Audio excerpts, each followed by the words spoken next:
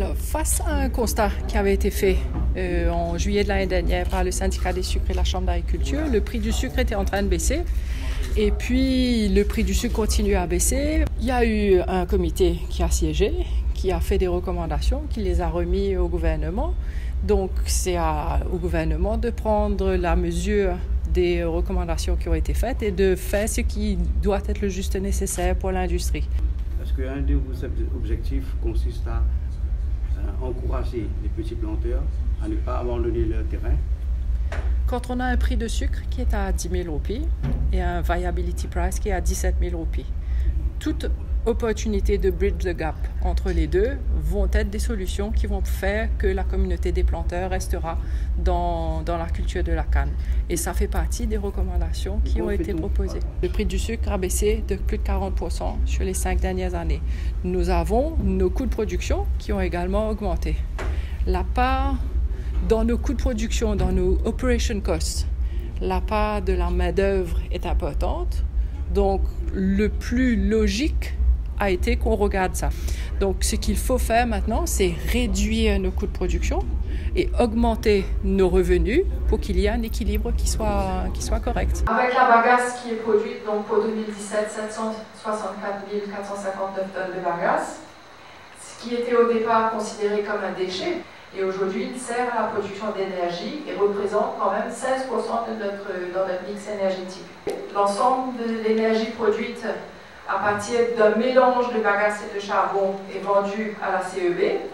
Et étant donné son statut de déchet au départ, il avait une valeur calorifique de 0 et donc la CEB ne paye pas au MPP la valeur calorifique de la bagasse. Donc il est maintenant important de revoir pour la communauté des planteurs le prix de rémunération de cette bagasse à sa juste valeur économique, et le challenge c'est maintenant qui va foutre le bill.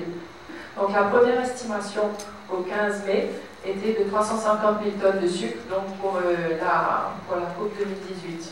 Donc quels sont les enjeux aujourd'hui? Donc c'est cette érosion régulière des superficies sous canne et il faut absolument trouver des moyens pour limiter cette érosion qui est aujourd'hui d'environ entre 800 et 1000 hectares par an. Le deuxième enjeu, ce sont la baisse des revenus. La baisse des revenus, les revenus sont de plusieurs ordres, c'est donc le prix du sucre. L'autre enjeu, c'est le prix de la bagasse et le prix de la mélasse. Cette bagasse, c'est un sous-produit qui est aujourd'hui mal rémunéré. Et puis l'autre enjeu, une fois qu'on a baissé qu'on augmente nos revenus, il faut diminuer nos coûts de production et on constate au fil des années qu'il y a une augmentation de nos coûts de production. Les coûts opérationnels augmentent de manière exponentielle et c'est essentiellement lié à la main-d'œuvre. Il faut dire que dans le secteur sucre, la masse salariale représente à elle seule 60% du coût de l'industrie.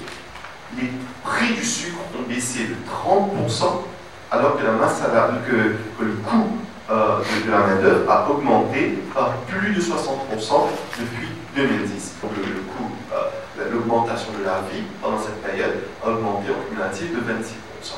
Le Annual Wage Compensation pour ce secteur sucre a été le double, has been double. Il y a eu ce qui a été dans le collective bargaining, plus des additional compensation, remuneration. On n'est pas en train de dire en ce moment ici qu'il faut tirer quoi que ce soit. On est en train de mettre sur la table vraiment ce qu'on appelle quelque part des anomalies d'un contexte où le prix du sucre est en train de chuter. Dans l'industrie sucrière,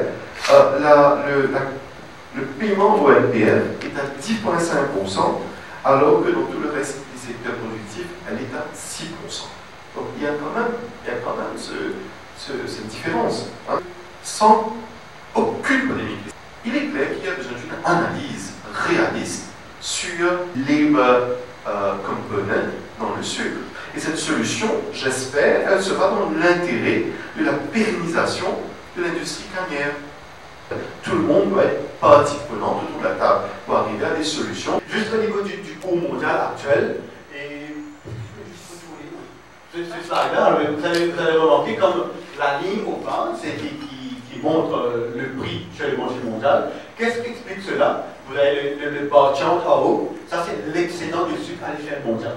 En fait, pour les 2 années consécutives à l'échelle mondiale, 2017, 18 et 18, 19, il y aurait un excédent de plus de 20 millions de tonnes de sucre, comparé à la consommation mondiale aujourd'hui qui est environ 175 millions de tonnes. Alors, vous imaginez, ça pèse lourd.